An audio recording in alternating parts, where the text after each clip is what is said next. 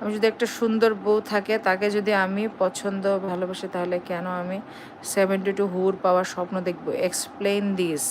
সায়ান মণ্ডল লিখছে, আমার যদি একটা সুন্দর বউ থাকে তাকে যদি আমি পছন্দ করি ভালোবাসি তাহলে কেন আমি 70 হুর পাবার স্বপ্ন দেখব?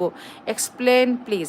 সায়ান মণ্ডল, তুমি যদি একটা অফিসে চাকরি করো, তুমি যদি 10,000 টাকা বেতন পাও, তাহলে 20,000 টাকার স্যালারির জব তারপরে কেন খোঁজো? এবং 20,000 টাকার স্যালারির জব পেলে তখন ওই জবে কেন চলে যাও? সুইচ করো কেন ওই জবে?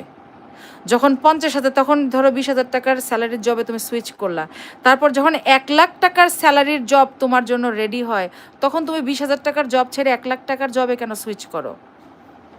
হ্যাঁ, কেন সুইচ করো? কারণ প্রত্যেকটা মানুষই তার নিজের জায়গা থেকে বেশি পেতে চায়, ভালো পেতে চায়, অনেক বেশি পেতে চায়। মানুষের চাওয়া পাওয়ার কোনো সীমা নাই।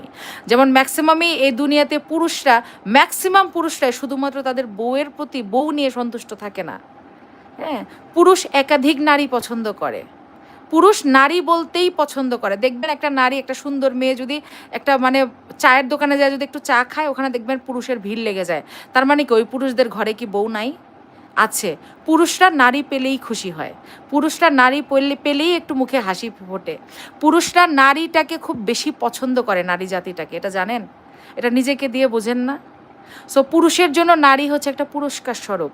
দ্যাট মিন্স আপনি এই দুনিয়াতে আল্লাহর উদ্দেশ্যে, ইবাদতের উদ্দেশ্যে, নিজের ইসলামিক যে কি বলবো প্র্যাকটিস আছে, সেই প্র্যাকটিসের উদ্দেশ্যে আপনি দুনিয়ার অনেক ধরনের চাওয়া পাওয়া আপনাকে বিসর্জন দিতে হয়।